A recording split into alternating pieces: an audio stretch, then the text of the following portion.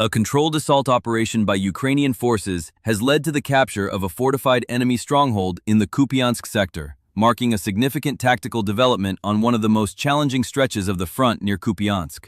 The operation targeted a defensive position that had been considered impregnable for the past 3 weeks and had played a key role in restricting Ukrainian maneuver within a 2-kilometer radius. The Kupiansk direction remains one of the most complex areas of the front. The city, liberated in September 2022, continues to face sustained pressure. Enemy forces have repeatedly attempted to restore control over this strategic logistics hub, which connects several key niflania. In recent months, the situation had stabilized into positional warfare, both sides entrenched, and the line of contact shifted by meters rather than kilometers. During this period, the enemy reinforced its defenses, expanding minefields, improving surveillance, and constructing additional concrete fortifications. Each day without active maneuver increased the strength of those defensive systems. Ukrainian command assessed that the existing balance was unacceptable. Intelligence analysis identified a critical vulnerability within an enemy stronghold located in the northeastern part of the sector. The position consisted of 3 primary defensive nodes arranged in a triangular formation. At the center was a command bunker reinforced with concrete. To the west stood a machine gun firing point, protected by sandbags and a berm. To the east was an observation post with direct visibility over key approaches. The permanent garrison was estimated at approximately 15 personnel. A direct frontal assault on the position would have resulted in significant casualties. The enemy had clearly defined fields of fire and mine barriers covering traditional approach routes. However, detailed reconnaissance over a 6-day period revealed a structural weakness. The northern flank of the stronghold bordered a ravine considered by the enemy to be impassable due to its steep gradient.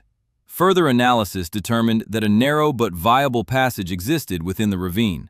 Crucially, this section was not visible from any of the enemy's firing or observation positions. It represented a blind zone within the defensive system. Based on this intelligence, Ukrainian command approved a non-standard tactical plan. The concept involved a diversionary drone demonstration from the south, designed to draw attention and firepower, while a 4-person assault group advanced silently through the northern ravine to strike from the rear. The operation received a code name, and preparation lasted 7 days in total. Reconnaissance drones conducted repeated flights at different times of day, documenting firing positions, rotation schedules, supply routes, and response patterns to simulated provocations. On the night of the operation, at 4:47 a.m., 3 FPV drones were launched from a position 2 kilometers from the target. Their mission was not immediate destruction, but distraction. The first drone flew low over the southern approaches, close enough to be detected, but distant enough to avoid interception. Enemy activity intensified immediately. Personnel movement increased in the trenches, and the western machine gun position reoriented toward the perceived threat.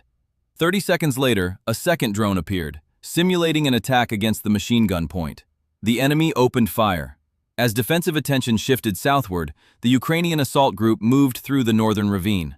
4 personnel advanced in silence, maintaining spacing and speed discipline. At 4:52 a.m., a third drone struck near the eastern observation post, creating additional confusion without aiming for complete destruction.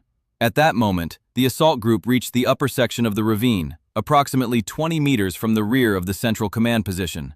They had not been detected. The coordinated diversion had succeeded in redirecting enemy focus. Within minutes, the assault phase began, initiating what would become a 34-minute active combat engagement that resulted in full capture of the stronghold. This operation marks a shift in the tactical map of the Kupiansk sector. The stronghold that had held for 3 weeks fell in less than an hour through a combination of reconnaissance, drone integration, and a rear assault exploiting a blind zone. The broader implications for the sector and ongoing combat operations will be assessed in the coming days. The active phase of the assault began at approximately 4:55 a.m. when the 4-member Ukrainian assault group reached the rear perimeter of the central command position inside the enemy stronghold in the Kupiansk sector. According to operational data, the enemy garrison remained focused on the southern direction, where drone activity had simulated a primary attack. This misdirection created a critical window measured in minutes. Upon receiving the command to advance, the lead soldier closed the final 10 meters at speed and deployed a grenade toward the vicinity of the western machine gun position. The grenade did not land directly inside the firing nest, but detonated close enough to force the crew to seek immediate cover. Simultaneously, two members of the assault group entered the trench line surrounding the central command bunker. Contact occurred at close range, with two enemy soldiers positioned inside the trench and facing south. They were neutralized before they could respond effectively. A radio transmission from the assault group commander confirmed control of the central position. At this stage, the tactical balance shifted. Enemy personnel who had moments earlier controlled the defensive perimeter found themselves under attack from within their own fortifications. The western machine gun position became vulnerable from the rear, while the eastern observation post was effectively isolated. Intercepted radio communications recorded confusion, fragmented orders, and urgent requests for reinforcement. Enemy command attempted to assess whether artillery support could be used. However, the proximity of their own forces to the assault area complicated that option. A strike risked hitting friendly personnel within the same perimeter. Instead, the enemy initiated a counteraction from a nearby reserve element. 5 personnel from a rear position began moving toward the contested stronghold. This movement was detected by a Ukrainian aerial reconnaissance drone that had maintained continuous observation over the sector. Coordinates were immediately transmitted to the Ukrainian covering group positioned behind the assault element.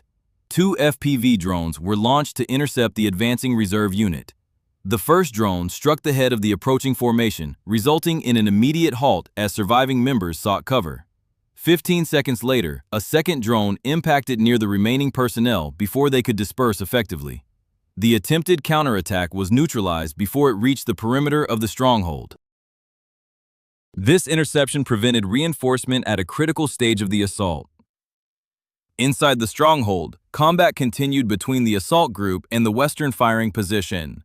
The machine gun emplacement was shielded by a concrete berm and sandbag fortification. A direct advance across open ground would have exposed the assault element to concentrated fire. The assault commander ordered deployment of a smoke grenade to obscure visibility from the machine gun nest. As smoke spread across the position, the assault team maneuvered in pairs. One pair provided covering fire, while the second advanced along the edge of a dead zone created by terrain and smoke cover. The machine gun operator fired blindly through the smoke, but without accurate targeting. The advancing pair reached a point approximately 5 meters from the position. A grenade was deployed into the emplacement, followed by an explosion that silenced the firing point. Control over the western node was established. At this stage, 2 of the 3 defensive positions were under Ukrainian control. The remaining eastern observation post consisted of 3 enemy soldiers. They had visual confirmation that the central and western positions had fallen. Intercepted communications indicated requests for evacuation and discussion of limited options. With no viable reinforcement and no functional machine gun support, the observation post was tactically isolated. The Ukrainian assault commander initiated communication using a loudspeaker system. The message stated that the position was surrounded, artillery support would not be available, and surrender under established prisoner of war protocols was possible. After approximately 30 seconds without response, a white flag was raised above the berm of the observation post. The 3 soldiers exited the trench with hands raised, leaving weapons behind. Detention procedures were conducted according to standard protocol, including inspection for concealed weapons and preparation for evacuation to the rear. By 5:21 a.m., full control of the stronghold was confirmed. The active combat phase lasted 34 minutes from initial contact to final surrender. Ukrainian forces reported 1 lightly wounded soldier, injured by fragments from a friendly grenade during the assault phase. The injury was described as non-critical. Enemy losses were reported as 7 confirmed neutralized combatants and 3 detained personnel. Approximately 5 members of the garrison are assessed to have withdrawn during the early phase of the engagement. Following the capture, Ukrainian units secured the perimeter to prevent immediate counteraction. Drone surveillance continued over adjacent sectors to monitor potential enemy movement. The successful seizure of the position eliminated a defensive node that had restricted maneuver in the northeastern portion of the Kupiansk direction and disrupted the established defensive geometry of the sector. In the hours following the capture of the enemy stronghold in the Kupiansk sector, Ukrainian units focused on consolidation and engineering assessment. An engineering team arrived at approximately 6:30 a.m. with the task of evaluating the structural condition of the captured fortifications and adapting them for integration into Ukrainian defensive lines. Initial inspection revealed that while the position had appeared formidable from external observation, Several structural weaknesses were present. Concrete elements showed visible cracks, and the drainage system was either incomplete or absent, indicating rapid construction without comprehensive engineering planning. Despite these shortcomings, the location itself retained high tactical value due to its elevation and visibility over surrounding terrain. Captured material included 1 PKM machine gun in operational condition, 3 assault rifles, approximately 2,000 rounds of mixed-caliber ammunition, 7 grenades, and 2 functional radio stations. Documents recovered from the central bunker included annotated maps, rotation schedules, and personnel lists of adjacent enemy units. These materials were transferred to intelligence personnel for further analysis. According to preliminary assessment, the documents may provide insight into local deployment structures and supply routes in neighboring sectors. During the 3-hour post-assault period, Ukrainian forces reinforced trench lines, repositioned the machine gun emplacement to align with Ukrainian defensive sectors, and repaired damage to the command bunker. Communications equipment was replaced with Ukrainian systems, and the observation post was upgraded to enhance monitoring capabilities. Control of the position now allows Ukrainian forces to observe enemy movement within a radius of approximately 2 kilometers. Supply routes previously shielded from direct observation are now subject to surveillance. 7 days after the operation, the stronghold has been fully integrated into the Ukrainian defensive network in the Kupiansk direction. The western firing point has been recalibrated to support adjacent units. The eastern observation node has been reinforced with additional optical and drone support capabilities. The central bunker functions as a forward coordination point with secure communications. According to operational assessments, the capture of the position has altered the tactical balance within this specific sector, reducing the enemy's ability to maneuver without detection. Military analysts reviewing the engagement identified several decisive factors. First, extended reconnaissance enabled identification of the northern ravine as an unmonitored access route. Without that intelligence, a conventional frontal assault would likely have resulted in higher casualties and limited success. Second, the coordinated diversion using 3 FPV drones successfully redirected enemy attention and firepower, creating a temporary but decisive vulnerability. Third, speed and coordinated movement of the assault group limited the enemy's reaction time. From emergence out of the ravine to seizure of the central trench, less than 2 minutes elapsed. Fourth, integration between reconnaissance drones, assault elements, and covering forces allowed real-time response to the attempted counterattack. Detection of the 5-person reserve unit and interception with 2 FPV drones prevented reinforcement of the contested perimeter. Fifth, psychological impact played a measurable role. The rear assault disrupted enemy situational awareness and command coherence, as evidenced by intercepted communications characterized by fragmented orders and urgent requests for support.